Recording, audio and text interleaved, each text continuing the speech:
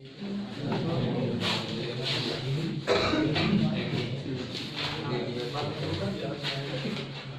का modern physics का जो टॉपिक है वो है रेडियोएक्टिविटी। इसके बाद हम लोग कुछ पढ़ेंगे आइंस्टीन इक्वेशन, फिर चालक, semiconductor, diode, transistor, logic gates, ऐसे आगे बढ़ते जाएंगे। लेकिन आज का जो टॉपिक है वो इसके बारे में क्लास 9 में थोड़ा बहुत आपने पढ़ा होगा। 9 में पढ़े होगा रेडियोएक्टिविटी के बारे में 9 में थोड़ा बहुत बताया जाता है और फिर उसके बाद 12th में बताया जाता है। अच्छा, ये एक ऐसा कॉमन पार्ट है जैसे कि एटॉमिक स्ट्रक्चर दो जगह पढ़ते हैं हम लोग, एक तो केमिस्ट्री में और ऐसे ये भी एक ऐसा चैप्टर है जो फिजिक्स और केमिस्ट्री हमें लगता है 9 में जब आप पढ़े रहोगे तो केमिस्ट्री पढ़ रहे होगे और आज जो पढ़ रहे हो दोनों में फर्क। केमिस्ट्री थोड़ा मोड़ा बताती है, देखते हैं क्या बता रहा है ये चीज। आपको बता दें कि रेडियोएक्टिविटी होती क्या है, ये एक गुण है। क्या है? गुण, प्रॉपर्टी होती है। क्या प्रॉपर्टी है ये? डीके, बिगिटर। क्या होता है? डीके होता है, बिगिटर होता है। मतलब ऐसे पदार्थ जिनका स्पॉन्टेनियस डीके हो, मतलब स्वतः बिगिटर हो, तो ऐसे चीजों को हम क्या बोलते हैं? रेडियोएक्टिव। विकसित होने का मतलब होता है तो टूटना, ब्रेक्स होगा, और वो स्वतः होने चाहिए, अपने आप होने चाहिए। उसमें कोई भी एक्सटर्नल इश्यूज नहीं आने चाहिए कि मतलब उसमें ठोकर मार रहे हैं तब टूट रहा है, या प्रेशर दे रहे हैं तब टूट रहा है, या हीट दे रहे हैं तब टूट रहा है। उस स्पॉन्टेनियस मतलब अपने आप, जैसे कि आपको पता होगा कक्षा 11 में जब ऊष्मागतिकी पढ़े होगे केमिस्ट्री में, तो वहां दो तरह का आपको बताया गया होगा, एक स्वतः क्रिया और एक अस्वतः क्रिया, नॉन स्पॉन्टेनियस। स्वतः का मतलब जैसे चाय, गर्म चाय रख दो ये अपने आप ठंडा हो जाता है, तो गर्म चाय का ठंडा होना ये स्वतः है। अब वहां बैठ के कहना नहीं पड़ेगा कि तुम ठंडा हो तो ठंडा होगा। चाय गर्मा के ऐसे रख दो, टेम्परेचर डिफरेंस की वजह से वो अपने आप क्या हो जाता है? ऐसे प्रोसेस, ऐसे प्रक्रम जो अपने आप हो जाए उसको हम लोग हिंदी में स्वतः कहते हैं। स्वतः मतलब अपने आप, इंग्लिश में उसको स्पॉन्टेनियस कहते हैं। तो किसी भी सब्सटेंस का जब स्पॉन्टेनियस डीके होने लगता है, अपने आप टूटने लगे, उसको क्या कहते हैं? बिगिटर कहते हैं हिंदी में। जैसे आपने देखोगा जब घर पुराना हो जाता है तो उसके छत अपने आप डीके होने लगते हैं, वो आपको ठोकर देने की जरूरत नहीं है, वो अपने आप 2 दिन 4 दिन तक गुस्से से थोड़ा सा निकल जाएगा, फिर थोड़ा सा फूटेगा, फिर थोड़ा, वो अपने आप हो रहा है, डीके होना स्टार्ट हो जाता है। देखा गया कि हम लोग जब नाभिकों को पढ़े तो नाभिक 2 प्रकार के थे। नाभिक, एक तो छोटे नाभिक जो कि आपको पता है कि जिसमें न्यूक्लियनों की संख्या कम होती है। नाभिक के बारे में पढ़ो ना पिछले चैप्टर में। और ये कूटतक गोलाकार होते हैं। वहां राखी नाभिक क्या कर बताया गया कि जो नाभिकों की आकार छोटी होती है, अर्थात जिसमें कम न्यूक्लियन होते हैं, वो कूटतक गोलाकार होते हैं। लेकिन जो बड़े नाभिक होते हैं, जिनकी नाभिक थोड़ी सी बड़े हो जाती है, जिनके न्यूक्लियस हैवी हो जाते हैं, उनमें 10% का डेविएशन आ जाता है और वो थोड़ा सा चपटा महसूस होते हैं, थोड़ा सा उसमें 10% की विचलन देखने को मिलता है। और ये नाभिक होते कैसे हैं? बड़े, इसमें नंबर ऑफ न्यूक्लियस ज्यादा होते हैं। अब वो ज्यादा न्यूक्लियस होने की वजह से, हैवी होने की वजह से थोड़ा सा ओवल टाइप हो जाते हैं, अंडा टाइप हो जाते हैं, थोड़ा सा उसका दब जाता है। और बड़े नाभिकों की अस्थायित्व घट जाती है, क्योंकि आपको पता होगा कि जो नाभिक की अस्थायित्व है वो नाभिकीय बल के कारण है। उसमें कम दूरी होने की वजह से नाभिकीय बल लगते हैं। आपको बताया गया होगा कि नाभिकीय बल बहुत ही मजबूत बल होता है और वो बहुत कम दूरियों पे ही लग पाता है। जब नाभिक की साइज बढ़ती है तो वहां पे नाभिकीय बल उतना प्रभावी नहीं हो पाता, क्योंकि दूरी थोड़ा थोड़ा बढ़ने लगती है और इस वजह से नाभिकीय बल में दुर्बलता आने की वजह से वो उतना ज्यादा कंज्यूम नहीं हो पाता, उतना बेहतर सिकुड़ नहीं पाता है और कहीं ना कहीं टूटने का डर होता है। और ये जस्ट क्या होने लगता है, नाभिक ब्रेक डाउन होने लगते हैं, टूटने लगते हैं। टूट टूट के इसमें से कुछ निकलने लगता है थोड़ा थोड़ा। जैसे कि आपका छत खराब हो जाता है तो उसमें से चारों तरफ कुछ ना कुछ गिरने लगता है थोड़ा थोड़ा। तो छोटे नाभिक नहीं, बड़े नाभिकों में ऐसी घटनाएं होती है कि वो खराब होने लगता है। सिंपल बोलते हैं तो खराब होने लगता है, टूटने लगता है, जिसको टूटने को हम हिंदी में बिगिटर कहते हैं, डीके कहते हैं। किसमें टूटता है? Alpha beta gamma, alpha beta gamma उसमें से निकलने लगते हैं। और इस प्रोसेस किसमें होती है? छोटे नाभिक या बड़े नाभिक? बड़े नाभिकों में होती है। चेक किया गया कि जिन नाभिकों में न्यूट्रॉनों की संख्या बटे प्रोटॉनों की संख्या 1.5 से ज्यादा आ जाता है, न्यूट्रॉनों की संख्या और बटे प्रोटॉनों की संख्या, अर्थात न्यूट्रॉनों और प्रोटॉनों की संख्याओं का अनुपात 1.5 से ज्यादा होता है, 1.5 अस्थाई होने लगते हैं, अस्थाई, अनस्टेबल होने लगते हैं और उन्हीं में डीके स्टार्ट होता है। जैसे अगर हम कार्बन की बात करें तो कार्बन में 6 प्रोटॉन है और 6 न्यूट्रॉन है, 6 बटे 6 करोगे 1 आएगा और 1 तो 1.5 से ज्यादा है नहीं, मतलब कार्बन का डीके नहीं होगा। लेकिन जैसे 1.3, 1.2, 1.5 होने लगता है तो डीके स्टार्ट हो जाता है। समझ में आया? अब ऐसे कंडीशन में बहुत से देखेंगे, जैसे यूरेनियम है, आप देख लो यूरेनियम में प्रोटॉनों की संख्या 92 होती है जबकि न्यूट्रॉनों की संख्या 143 होती है। 92 में 143 से जब डिवाइड करोगे तो लगभग 1.4 कुछ आएगा और 1.4 होने की 1.5 तक नहीं और कम रहे, 1.3 उन्नत है, तभी डीके स्टार्ट हो जाता है। तो वो क्या हो जाएगा, यूरेनियम क्या हो जाएगा, डीके होगा अपने आप। ऐसे रख दोगे यूरेनियम घुस उसमें से टूट टूट के निकलेगा, अपने आप निकलेगा। और इस प्रोसेस को सबसे पहले किसने देखा, बैकुलर एक साइंटिस्ट थे, ये अपने रेडियो एक्टिविटी की खोज पे कुछ भी काम नहीं कर रहे थे, ये एक तो एक्सीडेंट था जिसे उससे पता चल गया। जैसे मान लीजिए कभी कभी आप घर में कुछ दूसरा ढूंढते हो और मिल कुछ ऐसा जाता है जो पहले ढूंढते थे लेकिन मिला नहीं, या पता ही नहीं था कि हमारे पास ये भी है लेकिन मिल जाता है, अक्सर करके कुछ ऐसे तथ्य मिल जाते हैं। अब इस फैक्ट में अगर हम बात करें तो बैकुलर सर अपना प्रयोग कर रहे थे, चूंकि केमिस्ट है तो उनकी केमिस्ट्री में तो पूरे लैब भरी नहीं होगी, एक से एक पदार्थ रखे रहे होंगे। वो अपने दराज को लगा तो चीज के अंदर बाहर करने वाला, उसमें उन्होंने यूरेनियम का एक टुकड़ा भी रखा था। यूरेनियम सिर्फ नहीं था, उसमें कागज, लकड़ी, हथौड़ी से लेकर बहुत से इंस्ट्रूमेंट, डिवाइसेस, पर्सनली कुछ भरे थे, उसी में एक यूरेनियम का टुकड़ा भी रखा थे। और गलती से एक रात को जब वो जाने लगे तो वो यूरेनियम का टुकड़ा तो रखा था, उन्हें नहीं पता था यूरेनियम ऐसा होता है, क्योंकि ये जो किरणें निकलती है ये अदृश्य होती है, दिखाई नहीं देती है। तो कोई निकलेगा नहीं, यही यूरेनियम धर दोगे निकलेगा तो हम जान पाएंगे निकल रहा है, वो तो अदृश्य होती है। लेकिन ये इफेक्ट तो दिखाएगी, इफेक्ट मतलब प्रभाव। ये क्या करती है, फोटोग्राफिक प्लेट को काला कर देती है। जैसे एक्सरे होता है, एक्सरे प्लेट आप एक्सरे करवाते हो देखोगे चारों तरफ काला हो जाता है, सिर्फ हड्डी वाला काला नहीं होता है, तो हड्डी वाले में जा ही नहीं पाता एक्सरे, तो वहां काला नहीं होता है, तो जहां जहां एक्सरे पहुंच जाता है वहां काला हो जाता है। तो उन्होंने एक दिन गलती से शाम के टाइम में अपना एक ओरिजिनल और बहुत ही अच्छा किस्म का फोटोग्राफी प्लेट गलती से उसी दराज में रख के चले गए घर, जबकि वो जानते थे कि हम जो रखे हैं वो नया रखे हैं, अभी वो खराब और रखते थे कहीं और। लेकिन उस दिन जल्दबाजी में थे, दराज को खोले, उसी में रख दिए, बंद किए और चले गए घर। अगले दिन आए तो एकदम पूरा काला हो चुका था। जब वो काला दिखे तो फिर साइंटिस्ट है, उनका तो पेट इधर से इधर हो जाए तो भी सोचते हैं यार कोई फील्ड वूल्ड तो नहीं इधर बात जाए। साइंटिस्टों की सोच बहुत खतरनाक होती है, वो हर एक इवेंट को बहुत ही डीपली सोचते हैं, नॉर्मली नहीं लेते। अब वो आए अगले दिन जब दराज को खोले, फोटोग्राफी प्लेट का काम लगा तो देख रहे हो काला हो चुका है, काला मतलब खराब हो चुका है। एक बार एक्सरे हो जाए तो दोबारा उस पर काम नहीं होता है, फिर नया प्लेट पे काम करना पड़ेगा आपको। तो एक्सरे प्लेट वो खराब हो चुका था, ब्लैक हो चुका था, तो उन्हें तो सस्पेंशन हो गया कि कल जो हम रखे तो नया था, तो ये काला कैसे हो गया। उन्होंने दराज के हर सामान को निकाल डाला कि इसको काला कौन किया।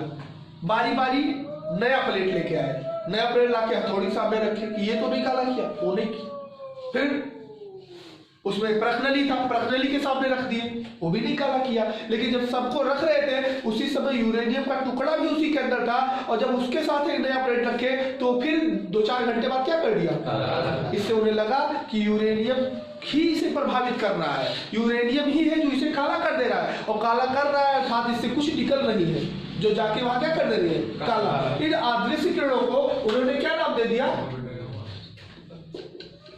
बैकुलर किरणें, या फिर बैकुलर किरणें इसलिए कहते हैं क्योंकि भाई उनका नाम था तो कहेंगे ही कहेंगे, या फिर हम दूसरा क्या कर सकते हैं, रेडियो एक्टिव किरणें।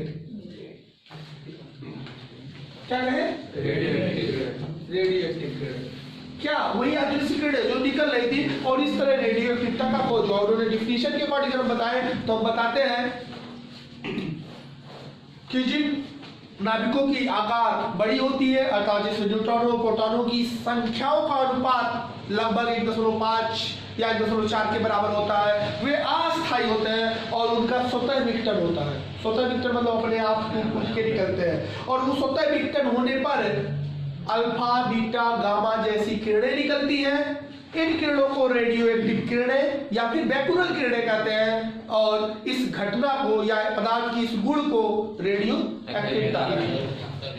किसी भी अस्थायी नाभिक से, जो अस्थायी नहीं है, जो हैवी है, जिसमें न्यूट्रॉन और प्रोटॉन की संख्याओं का अनुपात 1.3 या 1.5 के बीच में है, ऐसे नाभिक अस्थायी होने के कारण इनका स्वतः विघटन होता है। तो स्वतः विघटन होने से इसमें से आधुनिक किरणें निकलती हैं और उन किरणों को अल्फा बीटा गामा किरणें कहा जाता है, या फिर हम बैकुलर किरणें या रेडियो एक्टिव किरणें भी कह सकते हैं। और इस गुण के को, पदार्थ के इस गुण को जो निकाल रहा है, ये सबसे नहीं निकलेगा, कुछ लोगों में निकलेगा जिसके न्यूक्लियस हैवी होंगे, और उस गुण को हम क्या बोलते हैं? रेडियो एक्टिविटी बोलते हैं। रेडियो एक्टिविटी की खोज किसने किया था? क्या खोज रहे थे एक्सीडेंट से? वैसे नॉर्मली उन्हें मिल गया, खोज वोज नहीं रहते, तो कुछ और कर रहे थे, बाकी पता चल गया तो नाम तो नहीं कहेगा, लेकिन फिर भी इनका कोई खास इंटरेस्ट नहीं रहा। फिर उसी को उन्होंने बता के छोड़ दिया। एक थीसिस बन गई कि हाँ, पदार्थों में एक ऐसा गुण होता है, जो बड़े नाभिक होते हैं उनमें एक ऐसी गुण होती है कि उसमें से अल्फा बीटा गामा किरणें निकलती है। और इस बात को सबसे पहले बैकुलर सर ने ऑब्जर्व किया है, और उसको बैकुलर किरणें या रेडियो एक्टिव किरणें कहते हैं, और उस गुण को रेडियो एक्टिविटी कहते हैं। अर्थात रेडियो एक्टिविटी की खोज बैकुलर ने किया, लेकिन उस पर इन्होंने बेहतरीन काम नहीं किए। फिर वो अपना जो प्रयोग कर रहे थे उसमें लगे रहे। इसी थीसिस पाने के बाद उस समय मैडम क्यूरी भी साइंटिस्ट के रूप में कार्य कर रहे थे, खोजों पे लगातार काम कर रहे थे, लेकिन वो तो पूरी जीवन इसी में बिता दी। मैडम क्यूरी ने जब रेडियो एक्टिविटी की जानकारी उन्हें हुई, रेडियो एक्टिविटी के बारे में पढ़ा, तो उन्होंने रेडियो एक्टिविटी की खोज करते करते एक पदार्थ का खोज किए जिसका नाम रहा रेडियम। जबकि ये किससे पाए थे? सबसे पहले रेडियो एक्टिव पदार्थ कौन सा खोजा गया था? यूरेनियम। लेकिन यूरेनियम में रेडियो एक्टिविटी का गुण बहुत कम होता है, ज्यादा नहीं होता है, काला करता है, निकलता है, फिर बहुत धीरे धीरे रेडियो एक्टिविटी होता है। मतलब रख दोगे तो 8-10 घंटे में काला कर देगा धीरे धीरे, लेकिन रेडियम 2 सेकंड में काला कर देगा, बहुत तेज निकलता है। तो मैडम क्यूरी और क्यूरी, चूंकि मैडम क्यूरी तो मैडम है तो लेडी जी होंगी, और उनके हस्बैंड, आपको पता होना चाहिए साइंस की दुनिया में 2 बार नोबेल प्राइज पाने वाले शख्स हैं ये लोग। इनको 1 बार नहीं बल्कि 2 बार नोबेल प्राइज मिल चुका है, और पूरी दुनिया में ऐसे 4 ही लोग हैं जिनको 2 बार नोबेल प्राइज मिला है। वैसे तो जल्दी मिलता ही नहीं है, लेकिन इनको कितने बार मिले हैं? 2 बार। दुख की बात यह है कि मैडम क्यूरी और क्यूरी की मृत्यु भी कैंसर की वजह से हुआ था, और वो कैंसर इसी रेडियम की वजह से हो गया था। रेडियम की अगर जो अल्फा बीटा किरणें हमारे शरीर में घुसे तो हमारी कोशिकाओं को नष्ट कर देती हैं, जिससे हमारे मसल्स या कोशिकाएं ऊतक खराब हो जाते हैं और हमें मसल कैंसर हो जाता है, जिससे हम मर जाएंगे। जैसे कि आपने देखा होगा, हम लोग जब कोरोना का ट्रीटमेंट लोग करते हैं तो अपना किट पहन के करते हैं ना, बचने के लिए। ऐसे इसके प्रयोग में आपको उनसे बचना रहता है। वो किरणें आपके शरीर में घुस जाएंगी तो आपको कैंसर हो जाएगा। और मसल कैंसर होने का मतलब, जैसे देहात में सड़ुआ समझते हो, एक बार सड़ जाए तो बढ़ता रहता है, खत्म नहीं होता। जानवरों को हो जाता है अक्सर करके, देहात में सड़ुआ बोलते हैं। आगे वैसे नाम लीजिएगा जिसको डेगनाला कहते हैं, जानवरों को होता है। एक बार कहीं सड़ गया ना तो ठीक नहीं होगा, उसी को हम लोग शुद्ध हिंदी में कैंसर, मसल, इंग्लिश में मसल कैंसर कहते हैं। मांसपेशियों में होने कैंसर कई तरह का होता है, सुनो, blood cancer, skin cancer, muscle cancer. तो जब मांस में कैंसर हो जाता है उसको मसल कैंसर कहते हैं। और इससे मसल कैंसर हो गया था दोनों लोगों को, और दोनों लोग ही इसी की वजह से मारे गए। लेकिन रेडियम के जो रेडियो एक्टिविटी की गुण है वो इसके तुलना में 10 लाख गुना ज्यादा तेज है। मतलब जो 1 घंटे में करता है वो 1 सेकंड में करके दे देगा। रेडियम तो इतना तेज है कि इससे लाइट निकलने लगती है। लाइट इतना तेज निकलता ना कि वहां पे एनर्जी आ जाती है, ऊर्जा आ जाती है, चमकने लगता है, बड़ी तेज चमकता है रेडियम। और रेडियम जानते हो बहुत ही महंगा पदार्थों में गिना जाता है, ये सबसे महंगे पदार्थों में आता है। इसकी खोज पिच ब्लैंक से हुई थी। किसकी वजह से? Pitch blank. पिच ब्लैंक इसका सोर्सेस होता है, और इन्होंने 10,000 किलो में से 15 ग्राम निकाले थे। 10,000 किलो में से सफाई कर करके कितना निकाल पाए थे? 15 ग्राम इन्होंने पाया था। 15 ग्राम में 1.5 सिक्का बराबर, 1 सिक्का 10 ग्राम का होता है। तो 15 ग्राम कौन निकाल लिया था? रेडियम। पिच ब्लैंक से क्या निकाला गया? और भी बहुत ज्यादा। अब समझ लो कोई 10,000 किलो गेहूं में से 15 ग्राम छाट के निकालना है, उसी में से निचोड़ के वो चीज, तो वो चीज निकालने में कितना टाइम लग जाएगा। और वो पूरी लाइफ बर्बाद कर दी इसी को करते करते, और पूरी लाइफ तो बर्बाद की, लेकिन दुनिया को एक नया खोज देके चले गए। और उनके रिस्पेक्ट में 2 बार नोबेल प्राइज भी मिला। ये दोनों हस्बैंड और वाइफ दोनों ही साइंटिस्ट थे, दोनों एक साथ काम किया करते थे। और रेडियम की खोज किसके नाम चली गई? Ladies first. तो मैडम क्यूरी का नाम मिला, क्यूरी को नहीं मिला, क्योंकि क्यूरी शादी के बाद आए, मैडम क्यूरी पहले से काम करती थी, मतलब वो लेडीज पहले से ही साइंटिस्ट थी। क्यूरी तो बाद में हुए ना, बाद में शादी हुई होगी तब आए होंगे, तब वो आए, वो हेल्पर के रूप में रहे। सोचे आज भी हस्बैंड हेल्पर के रूप में ही होते हैं, कोई भी सफलता स्त्री के नाम से ही जाती है, उन्हीं को दिया जाता ना। आज नाम नहीं सुनो, नहीं बच्चे का पालन पोषण माँ करती है, कहाँ लिखा है?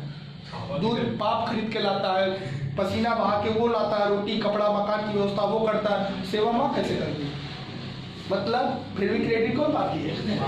माँ कुछ करती है, बच्चे कपड़ा कौन लाता है? माँ। अगर उसको खाने पीने की चीज लाना है कौन लाएगा?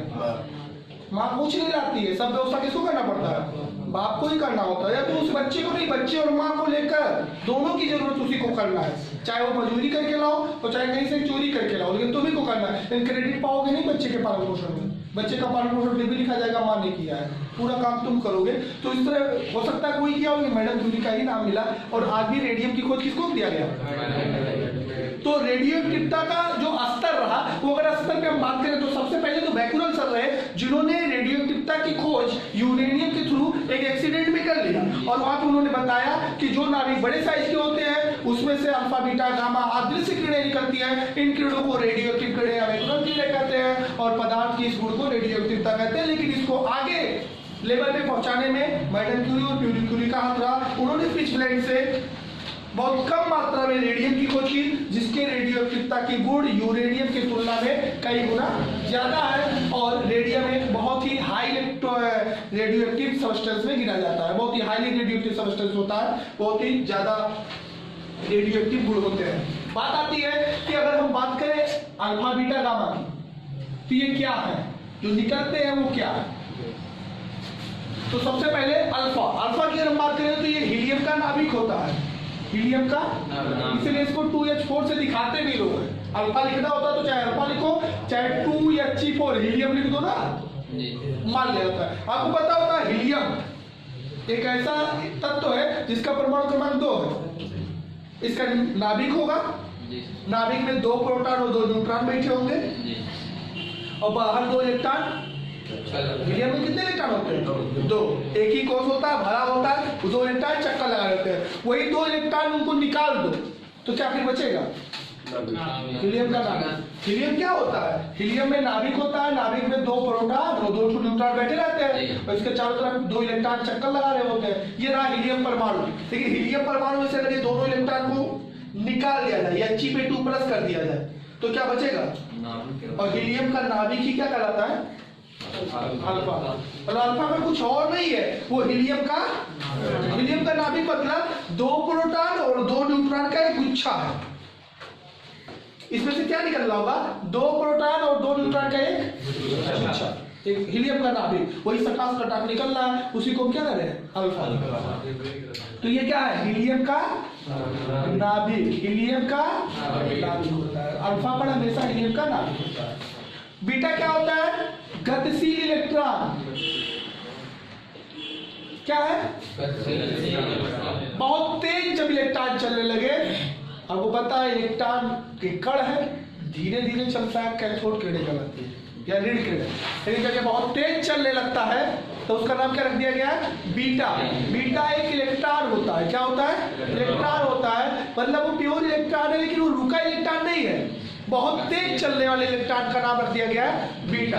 तो बीटा आप जानना गतिशील इलेक्ट्रॉन होते हैं, और गतिशील वो धीरे नहीं होते, तीव्र होते हैं। और गामा क्या है बाबू? विद्युत चुंबकीय तरंग। तो अक्सर करके अल्फा बीटा गामा में अंतर लिखिए, ये आता है तो यही सब लिखना पड़ता है, 1-1 नंबर 2-2 नंबर करके। लाइन खींच के ऊपर सर जी बहुत लिखाया हमने लाइन में। अल्फा हीलियम का नाभिक होता है, बीटा गतिशील इलेक्ट्रॉन होते हैं, जबकि गामा विद्युत चुंबकीय। और आप पढ़ के आए हो कि हमने बताया विद्युत चुंबकीय तरंग कौन सी तरंगें हैं जो निर्वात में भी चलती है, माध्यम में चलती है। 7 तरह के आपको बताए होंगे। एक दृश्य किरणें, बैगनी से लाल तक, एक लाल से आगे औरत, एक बैगनी से नीचे पराबैंगनी, 3 हुए। एक्सरे गामा रे, एक्सरे अलग और गामा रे अलग, माइक्रोवेव्स, रेडियो वेव्स, तो 2 इधर 2 इधर, फुल कट हो गए। 7 तो ही क्या है? विद्युत चुंबकीय तरंग है, मतलब एक ऊर्जा है। विद्युत चुंबकीय तरंग मतलब एक ऊर्जा, जैसे ये प्रकाश विद्युत चुंबकीय तरंग है, ऐसे गामा भी है। अब अलग की बात है, ये इसका तरंग दैर्घ्य 3800 से 7800 के बीच है। वही और घट जाए तो क्या बन जाएगा, पराबैंगनी, वो नहीं दिखाई देगा। और घट जाए एक्सरे में चला जाता है, और तरंग दैर्घ्य और घट जाए गामा में चला जाता है। किसमें? तो ये भी एक विद्युत चुंबकीय तरंग है, प्रकाश के तरह, लेकिन वो प्रकाश से अलग इसलिए है क्योंकि उसका तरंग दैर्घ्य बहुत कम होता है। अगर हम चाल की बात करें तो जानते हैं तीनों क्या क्या है। ये हीलियम का नाभिक है, वो मोबेबुल इलेक्ट्रॉन है, मोबाइल इलेक्ट्रॉन है, चलने वाला इलेक्ट्रॉन है, और वो इलेक्ट्रोमैग्नेटिक वेव है, विद्युत चुंबकीय तरंग है। इसमें सबसे हैवी कौन होता है? भारी नाभिक। क्या नाभिक में प्रोटॉन न्यूट्रॉन है, जहाँ तो 10-10 हजार किलो की तुलनात्मक में है इलेक्ट्रॉन की तुलना में। अगर इलेक्ट्रॉन 1 किलो का तो 4 लोग हैं, 2 प्रोटॉन 2 न्यूट्रॉन, कुल 40,000 किलो हो जाएगा। जबकि इलेक्ट्रॉन कितने किलो रहेगा ना? तो सबसे छोटा कौन, बड़ा कौन? हीलियम का नाभिक मतलब अल्फा कण। अल्फा कण सबसे भारी होता है, सबसे वजन होता है। उससे छोटा बीटा होता है। तो क्यों, तो 1 किलो है ना, इलेक्ट्रॉन है। इलेक्ट्रॉन को हमने बताया था कि प्रोटॉन की तुलना में बहुत छोटा होता है। अगर प्रोटॉन अकेले 10,000 है तो इलेक्ट्रॉन 1 किलो है, और इसमें देख रहे हो 2 प्रोटॉन 2 न्यूट्रॉन होते हैं हीलियम के नाभिक में, तो कुल 40,000 किलो हो गया। अब ये 40,000 किलो तो 1 किलो तो बहुत छोटा हो गया ना। मतलब अल्फा कण हैवी होता है, भारी होता है, जबकि बीटा कण छोटे होते हैं। और गामा विद्युत चुंबकीय तरंग का रेस्ट मास पढ़े हो?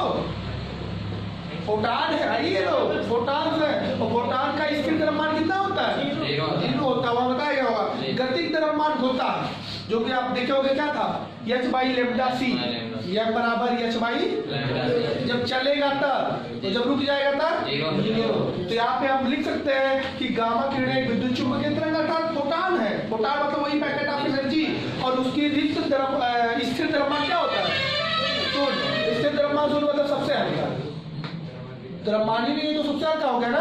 चाल की बात करो, सबसे तेज कौन चलेगा?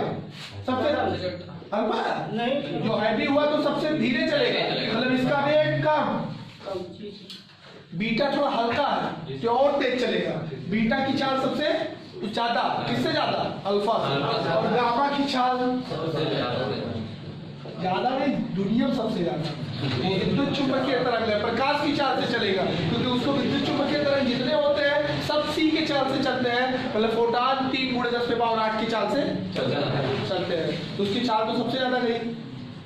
अल्फा सबसे भारी होता है, बीटा उससे छोटा होता है, और गामा का तो स्थिर द्रव्यमान 0 होता है।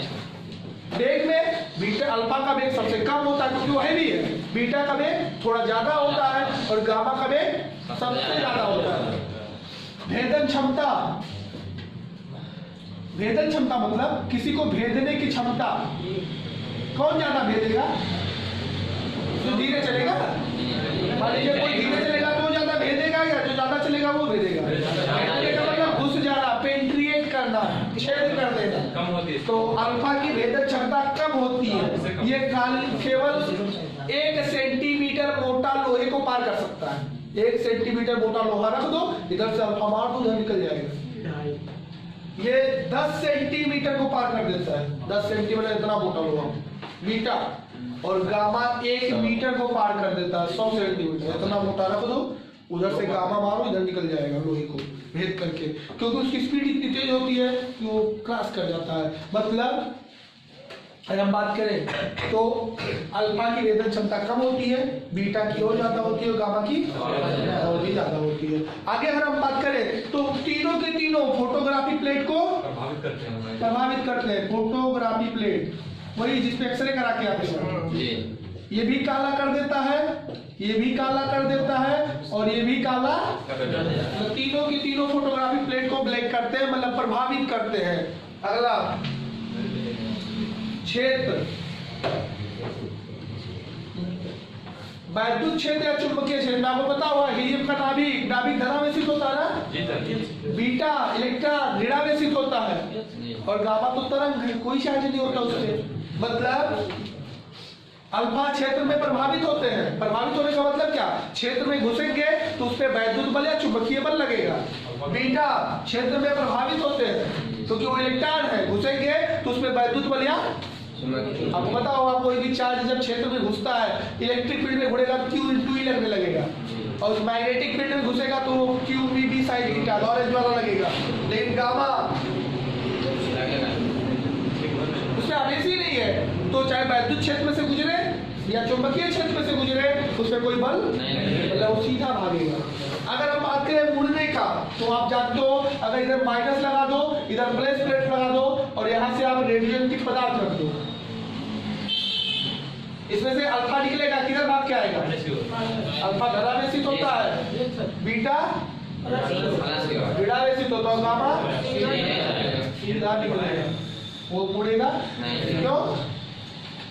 क्योंकि उसमें आवेश नहीं होती है। नहीं स्पीड से मतलब नहीं है, स्पीड की जरूरत है, जब वो हल्का तो मुड़ ही जाओगे, बल लग जाएगा तब सीधे जाता है। हाँ, क्योंकि इसमें कोई आवेश अल्फा धनावेशित होता है इसलिए ऋण की तरफ मुड़ता है, बीटा ऋणावेशित होता है, इलेक्ट्रॉन है तो ऋणावेशित होगा, धन के प्लेट की तरफ मुड़ जाता है, जबकि गामा उदासीन होने की वजह से विद्युत चुम्बक की तरफ होने की वजह से वो क्षेत्र में प्रभावित। इस तरह आप अंतर को लिख सकते हो। रोल रेडियोएक्टिव पे जो सबसे पहला रूल दिए वो रहे सोडी फजार रसल।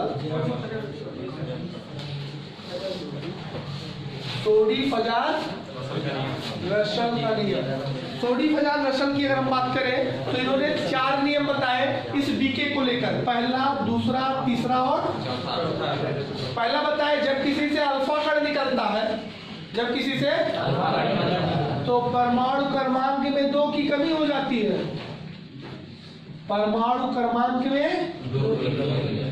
2 की कमी और परमाणु भार में 4 की कमी होती है। क्या निकलने पे? रेडियोएक्टिव पदार्थ में से किसी में से एक अल्फा अगर निकल गया, किसी भी रेडियोएक्टिव पदार्थ में से एक अल्फा कण निकलने पर उसके परमाणु क्रमांक में 2 की कमी और परमाणु भार में 4 की कमी होती है। 2 की कमी और 4 की कमी। एक बीटा निकलने पर परमाणु क्रमांक में 1 की वृद्धि और ये वृद्धि बताना है और परमाणु भार में कोई परिवर्तन नहीं।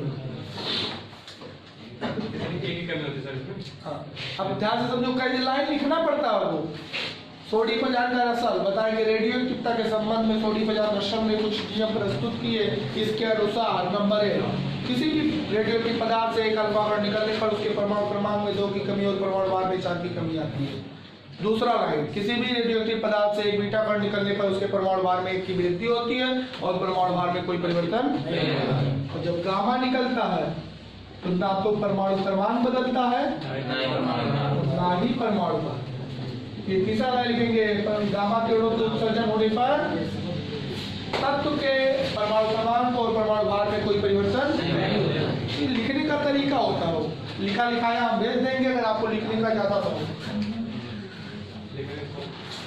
समझ नहीं पाए तो लिख ही पाओगे, दूसरा और कोई ऑप्शन नहीं है। तो हमारे तरह समझ लो, दुनिया में कभी रखना नहीं पड़ेगा, पूरे लाइफ आपको नहीं भूलेगा। जैसे हम पढ़ा रहे हैं ना, हमको देखना नहीं पड़ता है। 6 साल हो गए, चाहे तुम कोई भी हमसे पढ़वा लो, कोई चैप्टर हम किताब नहीं देखेंगे और आपको हर टॉपिक लाइन टू लाइन पढ़ा देंगे। ऐसा क्यों हो रहा है? क्योंकि हम लिखने में कम बिलीव करते थे, समझने में हम समझने की कोशिश करते थे। आज जो समझे वही आपको समझा रहे हैं। लिखे होते तो आज काफी आगे रखना पड़ता, कि क्या लिखे वही देख देख के बताते। तो आपको भी हम यही कहेंगे कि लिखने पे कम, समझने पे ज्यादा बिलीव करो। एक बार समझ में आ जाएगा ना, तुम एग्जाम में अपने आप लिख ले जाओगे। हर कोई रेडियोएक्टिव पदार्थ पूर्ण विघटन के बाद, पूर्ण विघटन मतलब धीरे धीरे जब विघटन हो गया, अरे भाई विघटन होगा तो नाभिक धीरे धीरे छोटा होगा कि नहीं?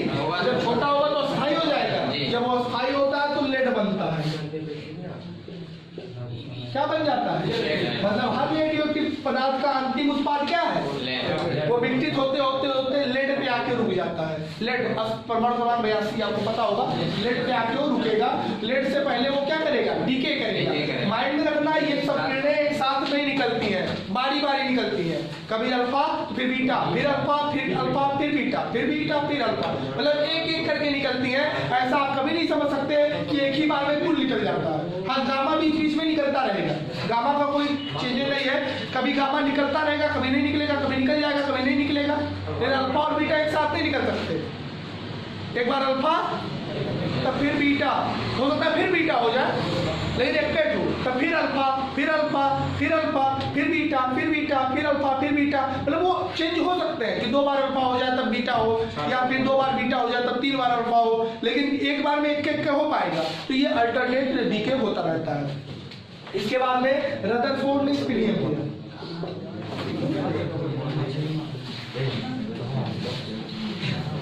रदरफोर्ड ने बताया कि किसी भी विघटन दर उसके प्रारंभिक मात्रा के अनुपाती होता है। किसी भी रेडियोएक्टिव पदार्थ के विघटन की दर, मतलब वो कितना विघटन होगा ये उसके प्रारंभिक मात्रा के बराबर होता है। मतलब शुरू में कितना लिए हो इसी हिसाब से वो विघटित होगा।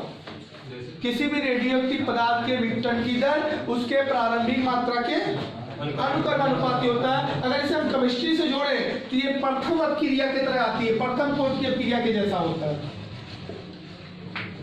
तो अपक्रिया में आपको बताया गया होगा कि जितना ज्यादा कागज लोगे उतने तेज अपक्रिया चलेगी, ज्यादा कागज लोगे तेज जलेगा, कम कागज लोगे। ऐसे रेडियोएक्टिव पदार्थों में ज्यादा यूरेनियम लोगे तो जल्दी जल्दी डीके होगा, कम लोगे। अच्छा मान लीजिए 1 किलो ले लिए तो शुरू में तो तेज तेज होगा, जैसे जैसे उसकी अमाउंट घटेगी तैसे तैसे उसके रेडियोएक्टिव पदार्थ की दर, विघटन की दर कम होती चली जाएगी। जैसे आपने आग जलाया होगा, पहले कागज ज्यादा रहता तो बहुत तेज जलता है, फिर जैसे जैसे कागज घटता है तैसे जलने की रेट। तो प्रथम कोट की अपक्रिया के भांति होता है। कई बार एग्जाम में आया कि जो हमारा डीके है, जो विघटन है, वो किस अपक्रिया से मैच करता है, तो वो प्रथम कोट से मैच करता है। अब प्रथम कोट में कुछ तो पढ़े ही हो, वो यहाँ नहीं लगेगा।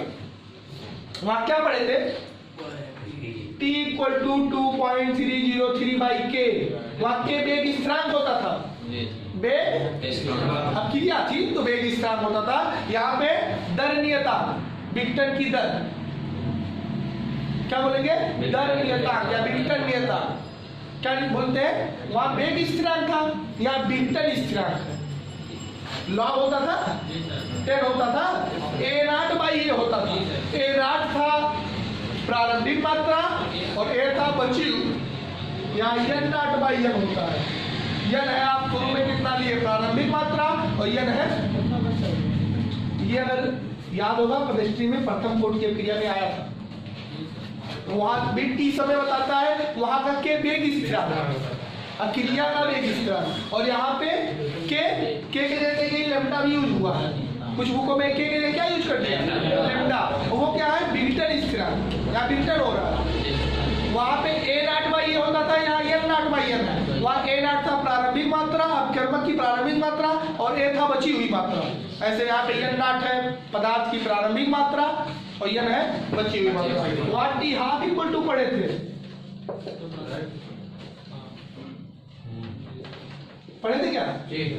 अपक्रिया की अर्धायु वह समय जिसमें अपक्रिया आधे से आधी पूर्ण हो जाती है, अर्थात आधा अपकर्मक उत्पाद में बदल जाता है, उसको हम अर्धायु कहते हैं। और प्रथम कोट की अर्धायु का फार्मूला था T½ केमिस्ट्री में बहुत स्टार्टिंग में चला होगा, रासायनिक बलगति वाला चैप्टर, वहाँ टक्कर सिद्धांत वाले चैप्टर में क्या बताया गया था?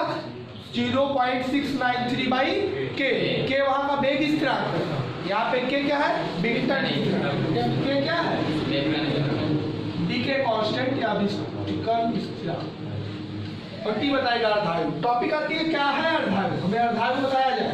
तो अर्धायु यहाँ पे क्या बोलोगे? हाफ लाइफ क्या बोलोगे? वहां क्या बोलते थे? किसी भी अपक्रिया को आधा भाग पूर्ण होने में जो समय लगता है उसे हम क्या बोलते हैं? अर्धायु। उस अपक्रिया का अर्धायु कहते हैं। यहाँ पे कहेंगे किसी पदार्थ का आधा मात्रा विघटन होने में, आधा डीके होने में, जैसे 10 किलो लिए तो 5 किलो हो जाए, आधा खत्म हो जाए, वह समय अंतराल, वह टाइम जिसके अंदर पदार्थ की आधा मात्रा विघटित हो जाती है, खत्म हो जाती है, उस समय को हम अर्धायु कहते हैं। उस अर्धायु को क्या लिखते हैं? T½ और एक टर्म वहां और बताया गया होगा, औसत आयु, एवरेज आयु। इसको T½ से दिखाते हैं और उसको टाउ से दिखा देते हैं। क्या था? टाउ का परिभाषा है ना 1/T½ नहीं, 1/T½ नहीं होता, 1/K होता है। वहां वेग स्थिरांक के व्युत्क्रम को बताए थे। वेग स्थिरांक के व्युत्क्रम उल्टा को क्या कहते हैं? औसत आयु कहते हैं। तो यहाँ वेग स्थान थोड़ा ना कहेंगे, वेक्टर स्थिरांक के व्युत्क्रम को औसत आयु कहते हैं। इन दोनों में रिलेशन भी होता है। रिलेशन यहाँ पे निकाला गया है, क्या होता है कि हाफ नहीं टाउ बराबर 1.44 इंटू टी हाफ संबंध दोनों में। किसमें किसमें? औसत आयु और अर्ध आयु और औसत आयु में ये संबंध होता है। कितना होता है? टाउ बराबर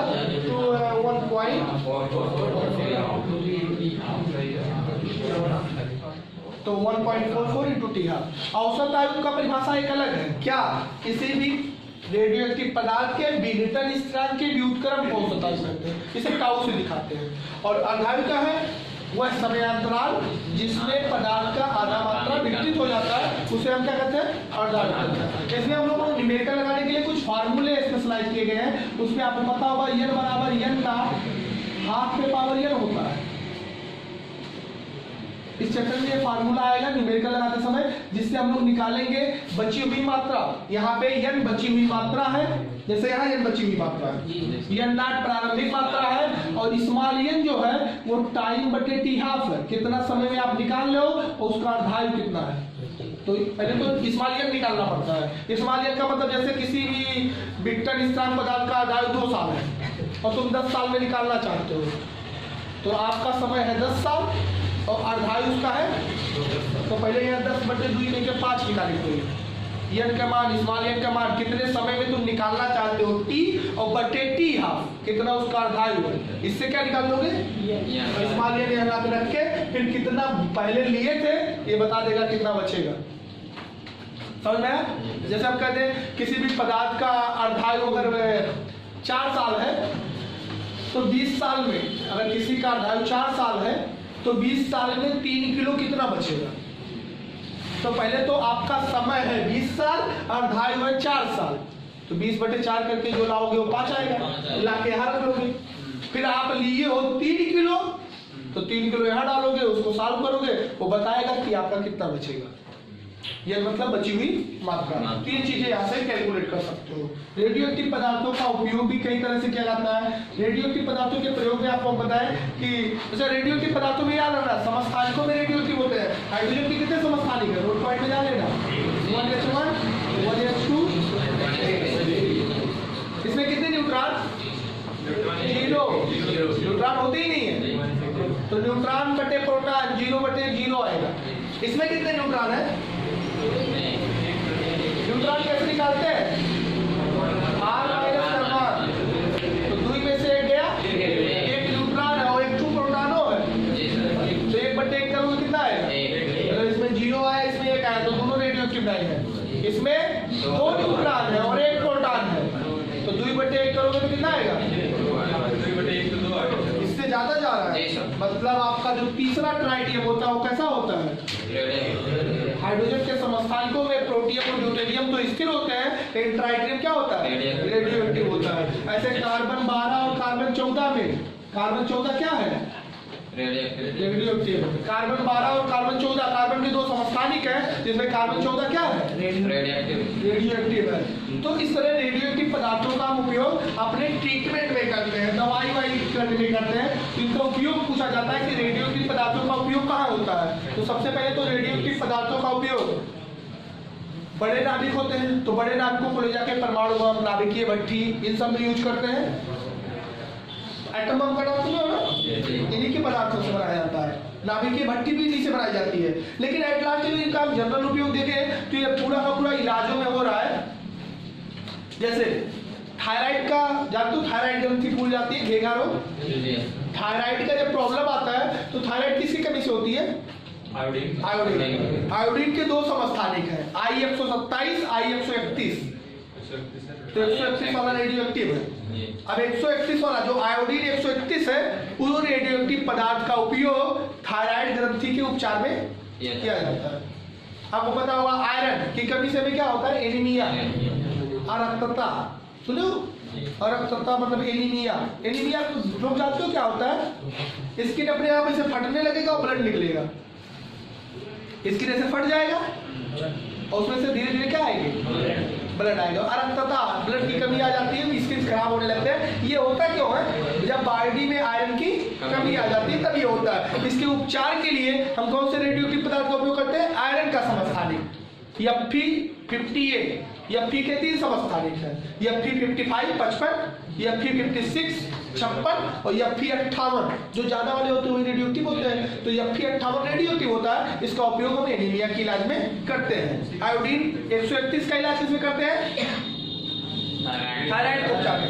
ऐसे कोबाल्ट जो आपका होता है, इस कोबाल्ट के रेडियोएक्टिव समस्थानिक का उपयोग कैंसर के इलाज में किया जाता है। जब कैंसर के मरीजों का इलाज किस रेडियोएक्टिव से किया जाता है? कोबाल्ट के रेडियोएक्टिव। तो थायराइड ग्रंथि की उपचार आयोडीन का रेडियोएक्टिव समस्थानिक, वहीं पे एनीमिया का इलाज आयरन के रेडियोएक्टिव समस्थानिक, कैंसर का इलाज कोबाल्ट के रेडियोएक्टिव समस्थानिक। लेकिन आपका एक अलग ही टर्म आता है कार्बन डेटिंग। ये कार्बन डेटिंग इलाज नहीं है, आयु निर्धारण को कार्बन डेटिंग बोलते हैं। किसी भी पुराने चीज का समय पता करने के लिए जिस प्रक्रिया को हम अपनाते हैं उसका नाम है कार्बन डेटिंग। से किसी भी पुराने चीज की आयु बताई जा सकती है। मतलब जैसे कोई सिक्का मिल जाए खुदाई के दौरान, तो सिक्का किसके काल का है, ये कितना पुराना है, ये पता करने के लिए हमारी साइंस क्या करती है? कार्बन डेटिंग में इसी कार्बन प्रोटीन के मात्रा का आकलन किया जाता है, कैलकुलेट किया जाता है और उसके आधार पे ये बताया जा सकता है तो कितना साल पुराना है। आप लकड़ी का एक टुकड़ा ले आओ, ये लकड़ी ले जाओ वहां पे, वो बता देंगे कि कैसे साल पुराना ये पेड़ कट के बना है। जब पेड़ कटा होगा तब ये बना होगा। पेड़ कब कटा है, ये टाइम इसके लकड़ी के छोटे से टुकड़े को बता सकते हैं। तो आप अपने जैसे कोई जानवर मर गया हो और उसका स्किन का थोड़ा सा हिस्सा बच जाए, हड्डी थोड़ा सा मिल जाए, उस हड्डी या स्किन की कार्बन डेटिंग की जाती है और ये पता लगा लिया जाता है कि कैसा साल पुराना है ये हड्डी। जब तक जीवित रहा है तब तो नहीं, जिस दिन वो मरा है वो टाइम हमें पता चलेगा तो किस दिन मरा है। कोई लकड़ी कटी है तो किस दिन वो कटी है, ये चीजें हम कार्बन डेटिंग से पता करते हैं। कार्बन डेटिंग का काम होता है किसी भी पुराने खनिज या किसी रॉक्स, चट्टान या किसी पुराने औजार, जैसे आपने देखा होगा बताते हैं पूरा तत्व काल का है, प्राचीन काल का है, मध्य काल का है, तो कैसे जान जाते हैं? उसकी कार्बन डेटिंग होती है। कार्बन डेटिंग का काम किसी का आयु निर्धारण करता है, एज फिक्स करता है और इसमें किया क्या जाता है? कार्बन 14 का कैलकुलेशन, उसमें कार्बन 14 कार्बन का रेडियोएक्टिव समस्थानिक कार्बन 14 को कैलकुलेट किया जाता है और उसके आधार पे पदार्थों की आयु का निर्धारण किया जाता है। That is the whole part of radio activity.